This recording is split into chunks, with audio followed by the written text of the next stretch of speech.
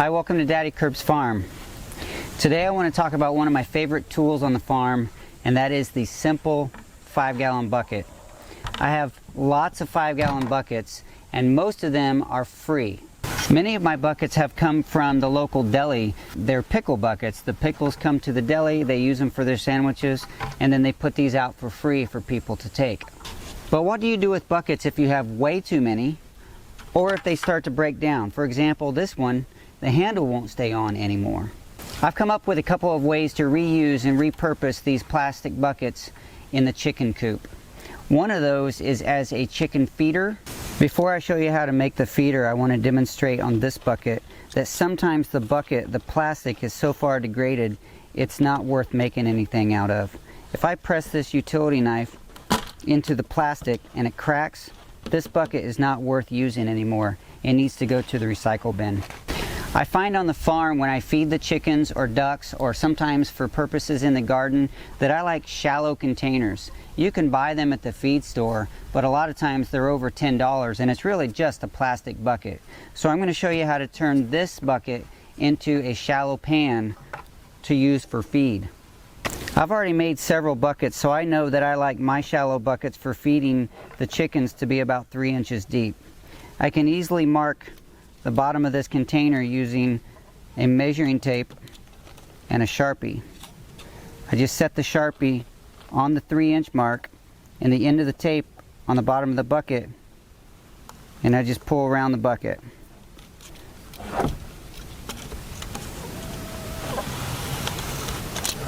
Also, after some trial, I've decided that I like handles on my shallow buckets. It makes it easier to pick up and move around.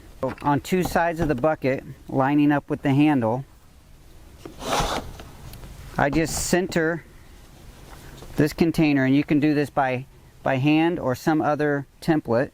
I line the bottom up, I line the center of the container up, and I just draw around the container like this. For the sake of easier cutting, I round out the edges, and then just by eye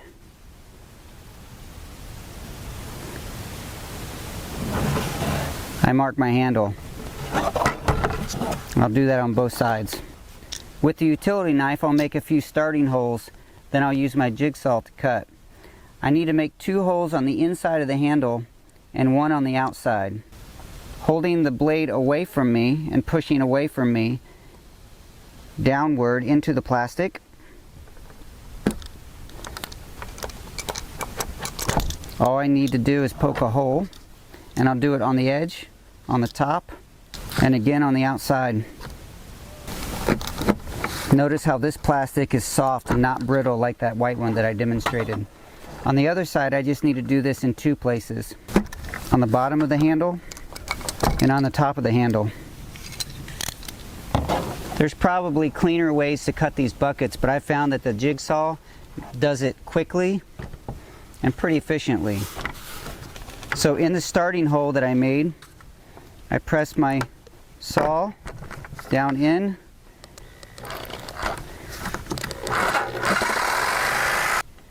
on the bottom of the handle I just go from one edge to the next. On the top side, on the inside of the handle,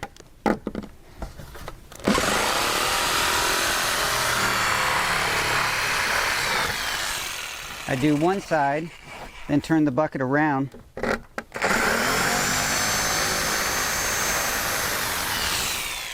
And I'm doing the cutouts on the handles first because the bucket gets harder to handle after the top's been cut off.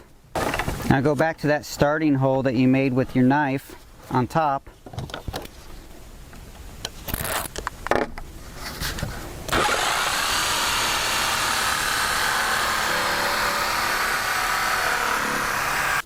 Just turn the bucket to make it easier to cut.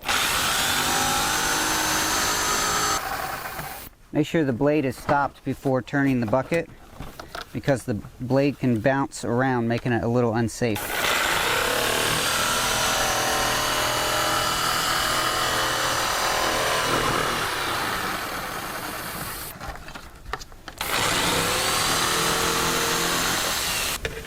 Now that you have a small feed container with handles, but there's a lot of jaggy edges, you just take the edge of a knife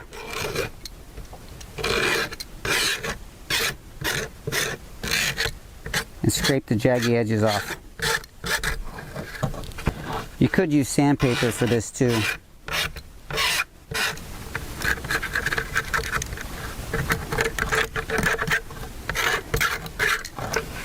With a little more finishing up with the sandpaper, this will be a completed bucket that I can place into the chicken coop and pour a daily amount of rations for the chickens to eat out of. With a shallow container like this, there's less mess. The chickens eat out of it, but they don't throw it all around or scratch it into the ground. It just helps keep the chicken coop a little neater. Now, another way that you can use the 5-gallon bucket if you have excess buckets is to make a nest box out of it. Now, you could just turn it sideways and throw some bedding in it and be done. But what I would like to do is to keep the lid, use the snap-on lid that comes with them. Typically, they're not screw-on lids if they come from a deli. And we're just going to mark a straight line across the bottom, about 1/4 to 1/3 of the way up. We're going to use our knife to make a starting hole on the top edge and on the line. The first cut is going to go around the inside ring of the lid.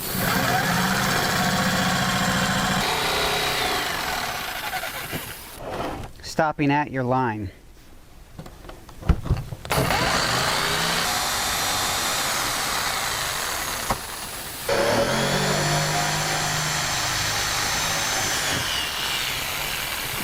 Once you clean these edges up, you can put some bedding in here and prop this between a couple of bricks or build a nice stand using 2x4s to hold that in place.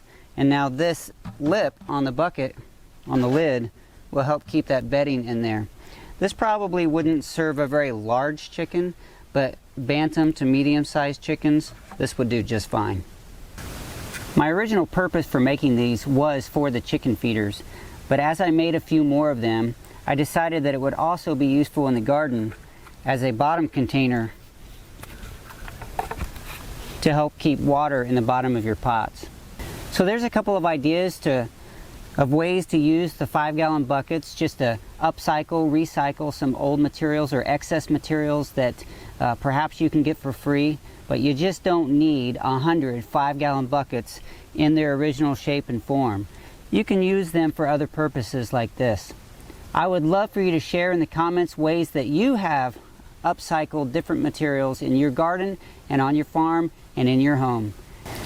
Thank you so much for sharing this time with me here on the Daddy Curbs farm. I'll talk to you soon. Here, chick, chick. Here, chick, chick, chick, chick.